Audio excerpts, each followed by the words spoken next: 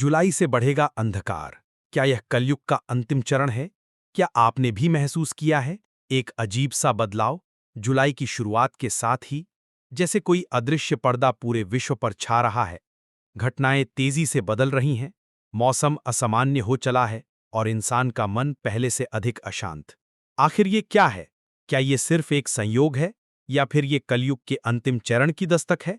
आइए आज हम जानते हैं जुलाई से बढ़ते अंधकार और कलयुग के अंतिम रहस्य को। युग चक्र का अंतिम दौर। हिंदू धर्म शास्त्रों में 4 युगों का वर्णन है: सतयुग, त्रेता युग, द्वापर और कलयुग। कलयुग को सबसे छोटा युग कहा गया है, लेकिन इसका प्रभाव सबसे तीव्र और विनाशकारी है। महाभारत और विष्णु पुराण जैसे ग्रंथों में लिखा गया है कि जब कलयुग अपने अंतिम चरण में पहुंचेगा, तब 5 संकेत स्पष्ट दिखाई देंगे। 1. धर्म का ह्रास। सत्य, दया, संयम और सेवा, ये चारों भाव टूटते दिखेंगे। 2. प्रकृति का विद्रोह। असमय वर्षा, गर्मी में बर्फ, सर्दी में लू, जैसे प्रकृति अपना संतुलन खो बैठी हो। 3. मनुष्य का पतन। छोटे छोटे बच्चों में क्रोध, वृद्धों में लालच और युवाओं में दिशाहीनता। 4. न्याय का अंत। सच्चे को सजा और झूठे को इनाम मिलने लगेंगे। 5. दैवीय चेतावनियां। ग्रहों के चाल, सूर्य ग्रहण, भूकंप और उल्कापात, ये सब बढ़ जाएंगे। और अब सवाल यह है, क्या जुलाई 2025 से ये सभी संकेत तेजी से प्रकट हो रहे हैं? जुलाई 2025 अंधकार का आगमन। 4 जुलाई 2025 से कुछ खगोलीय परिवर्तन शुरू हो चुके हैं। शनि वक्री हो चुका है, यानी न्याय का ग्रह अब उल्टी दिशा में है। इसका सीधा असर उन लोगों पर पड़ेगा जो अधर्म की राह पर हैं। सूर्य और राहु की युति आने वाले समय में मानसिक अस्थिरता और भ्रम को जन्म देगी। मंगल और केतु का प्रभाव युद्ध, विवाद और दुर्घटनाओं में बढ़ोतरी करेगा। ये सिर्फ ज्योतिषीय बातें नहीं हैं, बल्कि इनके प्रभाव को दुनिया भर में देखा जा रहा है। युद्ध की आशंकाएं बढ़ रही हैं। भूकंप और बाढ़ जैसे प्राकृतिक आपदाओं में तेजी आई है। लोग मानसिक रूप से अस्थिर हो रहे हैं। डिप्रेशन, आत्महत्या और तनाव के मामले रिकॉर्ड तोड़ रहे हैं। क्या यह अंधकार नहीं है? भविष्यमल्लिका और कलयुग का अंत।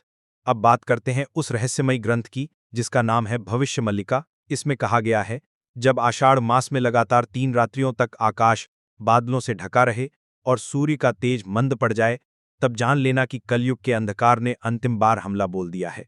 क्या आपने देखा, जुलाई के पहले हफ्ते में कई जगहों पर सूरज 3 दिन तक ढंग से नहीं निकला, बादलों ने पूरा आसमान ढक लिया। और यह सिर्फ भारत में नहीं, बल्कि जापान, अमेरिका, यूरोप जैसे देशों में भी अजीब मौसम देखा गया। क्या ये वही संकेत है? कल की अवतार की तैयारी। जब जब अधर्म बढ़ता है, तब तब भगवान स्वयं अवतार लेते हैं। भगवान विष्णु का 10वां अवतार कल की कलयुग के अंत में आने वाला है। शास्त्रों में लिखा है, नंदग्राम में एक पुण्य आत्मा के घर जन्म लेकर घोड़े पर सवार होकर खड्गधारी कल की संहार करेंगे।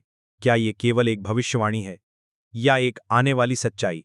नंदग्राम वही पावन भूमि जहां किसी युग में भगवान श्री कृष्ण ने अपनी बाल लीला रची थी, अब फिर से इतिहास को दोहराने जा रही है। पर इस बार कोई मुरलीधर नहीं, बल्कि एक खड्गधारी अश्वारोही योद्धा अवतरित होगा। कल की अवतार, कलयुग का अंत करने वाला अंतिम रक्षक। नंदग्राम की चुप्पी। पश्चिम उत्तर प्रदेश का एक शांत गांव नंदग्राम, जहां सुबह गौमाता के रंभाट और शाम को आरती की घंटियां गूंजती हैं।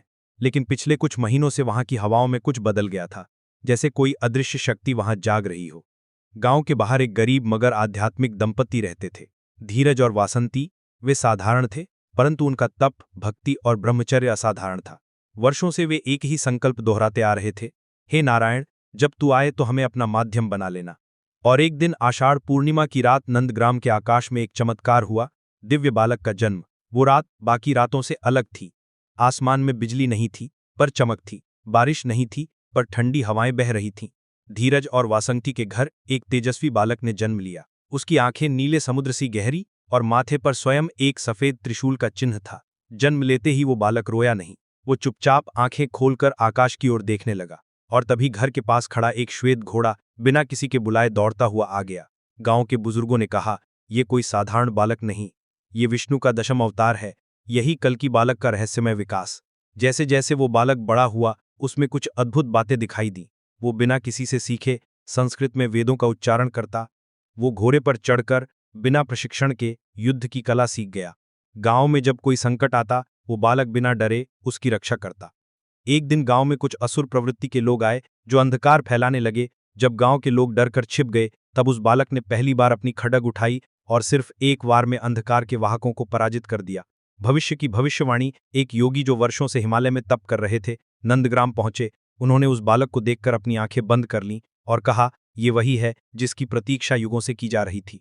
उन्होंने आगे कहा, जब कलयुग अपने अंतिम चरण में पहुंचेगा, जब अधर्म का राज्य हर दिशा में फैल जाएगा, तब ये बालक घोड़े पर सवार होकर, खड्गधारी बनकर प्रत्येक पाप और अन्याय का संहार करेगा।